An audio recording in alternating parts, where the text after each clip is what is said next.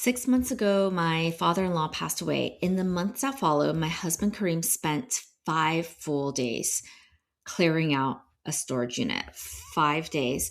Not because anyone had done anything wrong, not because anyone was irresponsible, simply because life gets busy, difficult conversations get postponed, as they do, and decisions accumulate quietly over time.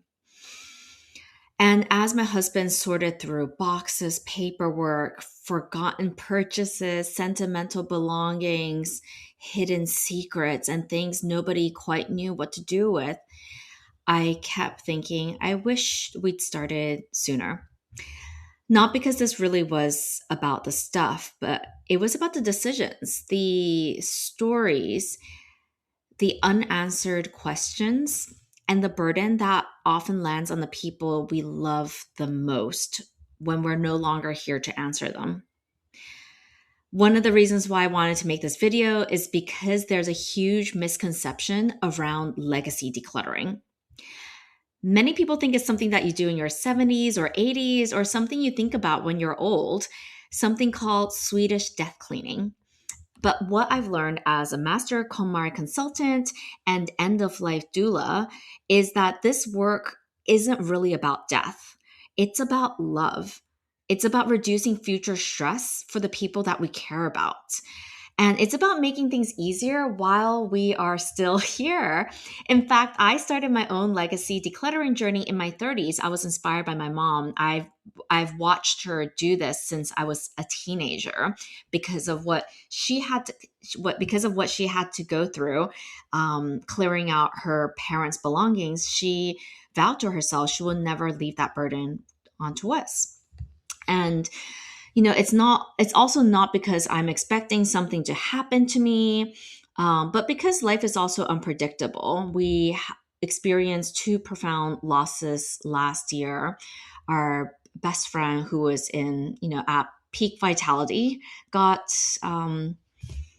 diagnosed with terminal illness. And then my father-in-law, he had lived with terminal illness for a very, very long time too, but it's unpredictable. Death is certain, but we never know when it's going to happen.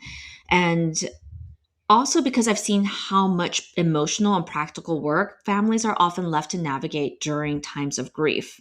So one thing I've been reflecting on since my father-in-law passed away is that he wasn't someone who was open to decluttering, and the irony of having a daughter-in-law who does this as a profession.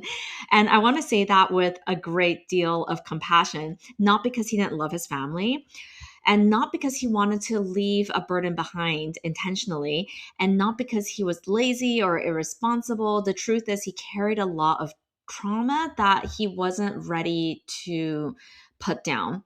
And many of us do, myself included.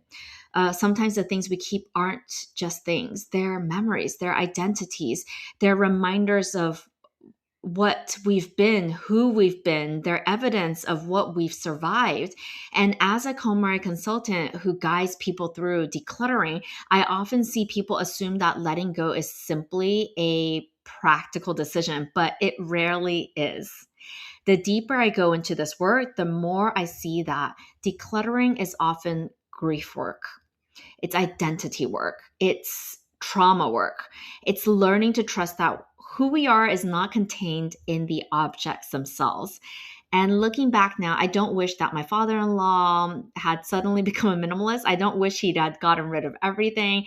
What I wish is that we have had more conversations, more stories, more opportunities to understand what mattered to him and why through this process. Because sometimes the greatest gift isn't the item itself, it's knowing the story behind it. What surprised me most about this recent experience wasn't actually the amount of stuff. It was the number of decisions. It was in every single item seemed to contain and come with a question attached to it. Should we keep this, donate it, recycle it? Does somebody want it? Was it important? Does it have a story? Should we ask someone else first? And when you're grieving, even the smallest decisions can feel enormous. And grief is already exhausting. So decision fatigue layered on top of grief can be super overwhelming. And what struck me is that we often think that we're leaving behind possessions, but what we're really leaving behind are decisions. And if we haven't shared our wishes, told the stories, or made some of the decisions ourselves, the responsibility often falls to somebody else. So, what do I wish we had done sooner? The first is simple: have the conversation, not someday, not when somebody gets sick, not when there's a crisis. Now, talk about what matters. Talk about your wishes. Talk about what you will want people to know. These conversations don't need to be dramatic. They can be surprisingly ordinary and often surprisingly meaningful. The second thing is creating a simple legacy folder. Nothing fancy, just one place that contains the practical information your loved ones will need if something happened. Like important documents, key contacts, account information, passwords, instructions, the kind of things that we assume we'll organize later. And if we don't, then who's going to end up hunting down for it? We don't want that on anybody. The third thing is starting small. People often think that legacy decluttering means tackling an entire house, and it doesn't have to be that way. Just start with one drawer, one shelf, one box, or one category if you are following the KonMari method. And momentum comes from beginning and not from waiting until you are ready. And the third is perhaps the most important thing of all, which is tell the stories. Because what I've learned over and over and over again is that people don't want the objects itself. People want the meaning attached to it. They want to know why the photograph mattered, why that piece of jewelry was special, why you kept that letter for 40 years, and why that recipe is stained and folded and treasured. And sometimes preserving the story is more valuable than preserving the actual thing. So, one of the reasons why I created Joyful Legacy Decluttering is because I want to create the kind of space I wish more families had before a crisis hits. Not a frantic clear out, not a stressful downsizing project, but a gentle opportunity to reflect on what matters, preserve the stories, and make more ease for the people we love. Because legacy isn't really about preparing for death. It's about living with intention. It's about deciding what deserves to come forward with us in the next chapter. I often tell people that decluttering isn't really about getting rid of things. And Marie says this beautifully in the KonMari philosophy. It's all about choosing joy, and you get to choose what comes with you and what we are ready to let go with gratitude. And ultimately, legacy work is all about love. It's one of those practical, and it's one of the most practical expressions of love that I know. If this conversation has been sitting quietly in the back of your mind for a while, perhaps this is your invitation to take that one tiny step, and not to finish everything up, but just to begin.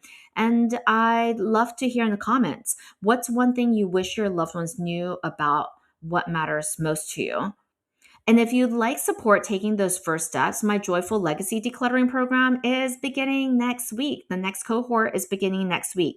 It's an intentionally small group with space for conversation, reflection, and gentle progress. So you'll find the details below.